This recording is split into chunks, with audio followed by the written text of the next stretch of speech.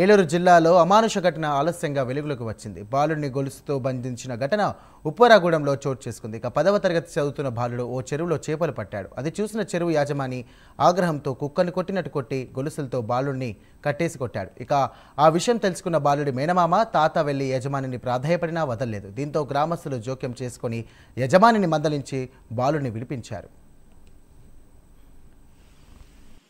ఎండలు కట్టేసి అటు పడుకున్నాను. తర్వాత మా మామగారు వెళ్తే వదల, తర్వాత మా బామ్మగారు వెళ్తే అప్పుడు ఈడే నేనమ్మా గొర్రెలుగా మేపుకుంటానండి. గొర్రెలు మేపుకుంటుంటే నాకు వత్త కుదరదని చెప్పాను.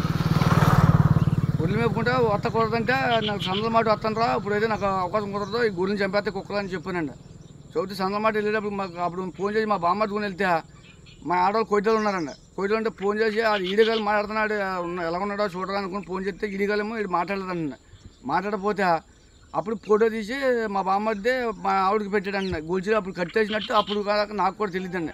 ఇది గొలిచినట్టు కట్టేసి తాళాలు వేసేసి కాలు మీద కింద కట్టి కాలు తొక్కేసాడండి. అలా పట్టుకుని తొక్కేసి ఆడి ఇంట్లో కలిపి పడుకున్నాడు అన్నాడు. ఈయన ఎండలో కట్టేసాడు, గాబుకి కుక్కను కట్టినట్టు గొలిచెట్టు కట్టేసాడు, గాబుకి కట్టేసాడు. రైట్, దీనికి సంబంధించినటువంటి మరిన్ని డీటెయిల్స్ మా కరెస్పాండెంట్ మురళి అందిస్తారు. మురళి, చెప్పండి. Thank you Sairam. ఏలూరు జిల్లా నిడమూరు మండలంలో ఓ మైనర్ బాలుడిపై అమానుష ఘటన వెలుగు చూసిందని చెప్పొచ్చు. బాలుడు అనే కనికరం కూడా లేకుండా, అంటే 10వ తరగతి చదువుతున్న వ్యక్తి తన తండ్రి గొర్రెలు మేపుతూ ఉంటాడు. గొర్రెల దగ్గరికి వెళ్తూ ఉన్న సమయంలో కొల్లేరు 5వ కాంటూరులో ఉన్న చేపల చెరువులో చేపలు పట్టాడంటూ కూడా ఆ చెరువు యజమాని ఆ బాలుడిని కాళ్ళకు కుక్కను కట్టేసి గొలుసుతో కట్టివేసి అమానుషంగా బంధించి అతన్ని హింసించారని కూడా చెప్తున్నారు. అదే సమయంలో బాలుడు తండ్రి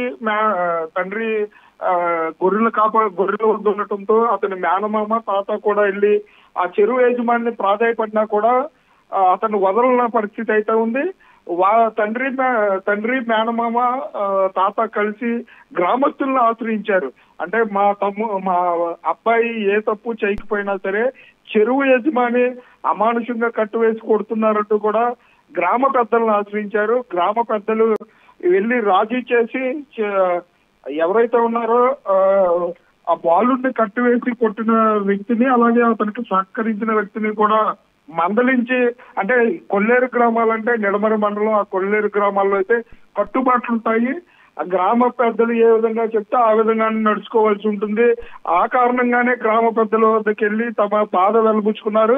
అదే సమయంలో అంటే 10వ తరగతి చదువుతున్న బాలుడు అనే కనికరం లేకుండా చిత్రహింసలకు గురి చేసిన ఆ చెరువు యజమాని, అతనికి సహకరించిన వ్యక్తిపై కూడా గ్రామ పెద్దల్లో పెట్టారని చెప్పవచ్చు. అంటే ఈ విషయం జరిగి 2 రోజులు అవుతున్నా కూడా ఈ విషయం బయటకు పొక్కకుండా గ్రామస్తులే దీన్ని రాజీ కుదిర్చే ప్రయత్నం చేశారు. అంటే దీనిపై ప్రైమ్ నైన్ న్యూస్ పోలీసులను వివరణ కోరగా దీనిపై ఇప్పటి వరకు మాకు కేసు అయితే నమోదు కాలేదు, దీనిపై విచారణ జరుపుతామని పోలీసులు చెప్తున్నారు. అంటే మానవత్వం దిగజారి చిన్నపిల్లోడు అని కూడా చూడకుండా 10వ తరగతి పరీక్షలు రేపటి నుంచి 10వ తరగతి పరీక్షలు జరుగుతున్న నేపథ్యంలో పరీక్షలకు వెళ్లే వ్యక్తిని ఆ విధంగా కొట్టడంపై అయితే గ్రామ ప్రజలు కూడా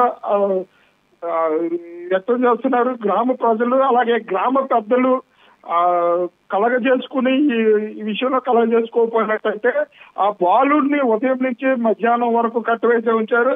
సాయంత్రం వరకు కట్టివేసినా కూడా, అంటే మా బాలుడు తప్పు చేస్తే పోలీస్ స్టేషన్కో లేకపోతే గ్రామ పెద్దలకో చెప్పాలి. అది కాకుండా చట్టాన్ని న్యాయం తన చేతుల్లోకి తీసుకున్న చెరువు యజమాని పైన, అతనికి సహకరించిన వ్యక్తిపై కూడా చర్యలు తీసుకోవాలని గ్రామస్తులు కోరుతున్నారు.